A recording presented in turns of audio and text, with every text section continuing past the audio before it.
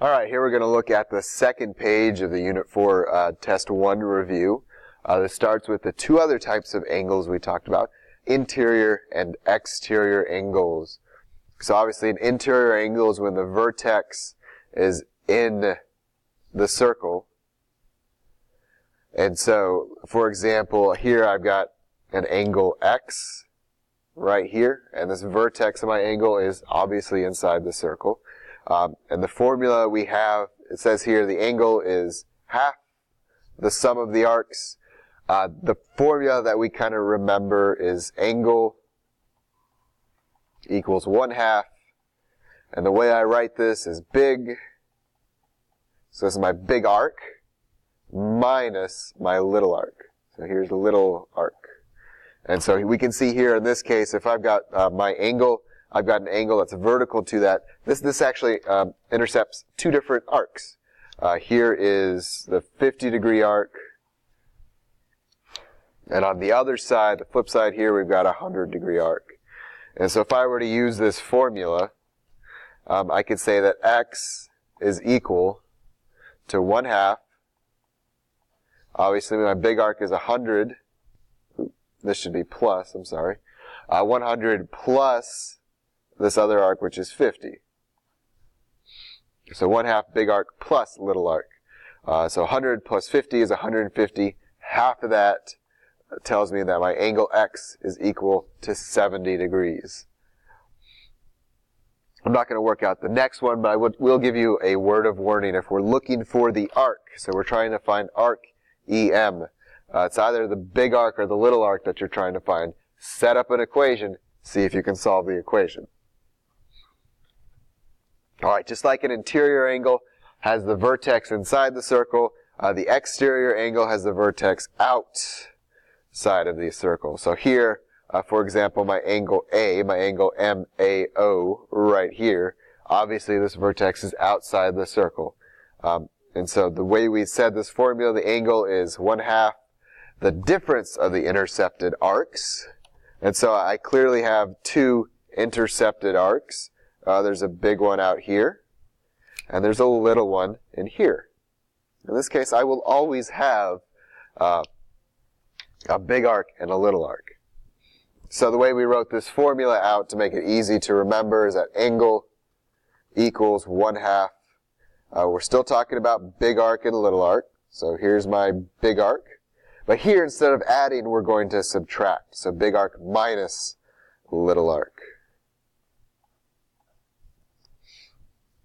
And so if I want to set up a formula to solve this problem, my angle, I'm just going to abbreviate that A for right now, is equal to 1/2.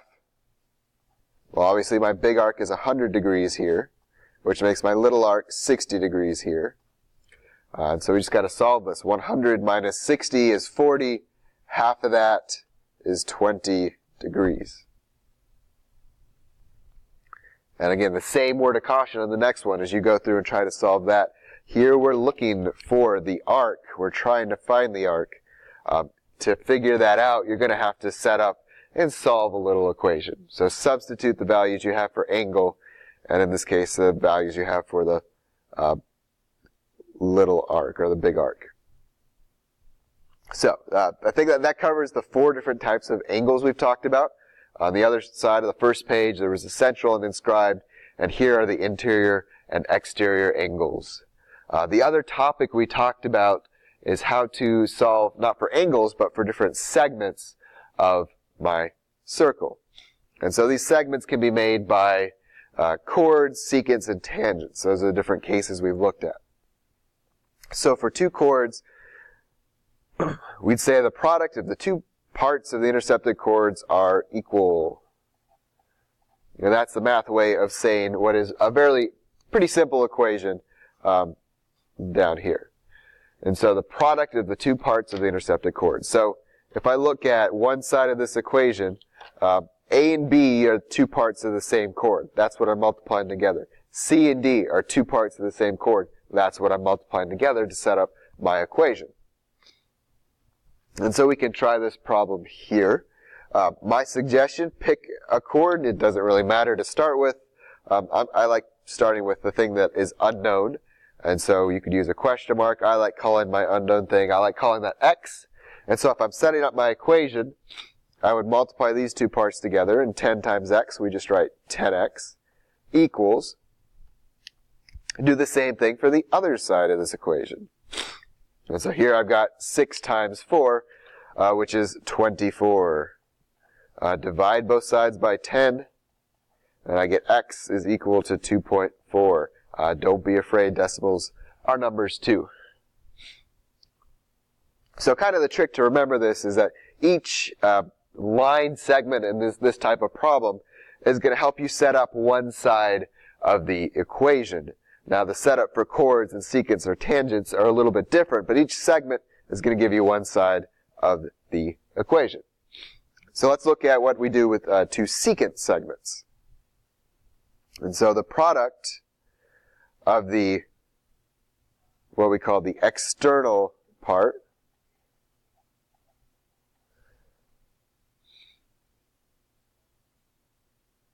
the product of the external part and the whole thing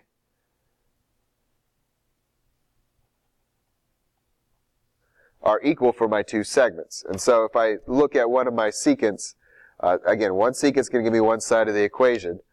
It's got an external part and an internal part. Well, I'm always going to put that external part on the outside, and if I just have these two pieces, I need to add them together to find the entire length of that secant. And so maybe let's take a look at setting up this equation. Again, pick one of the segments.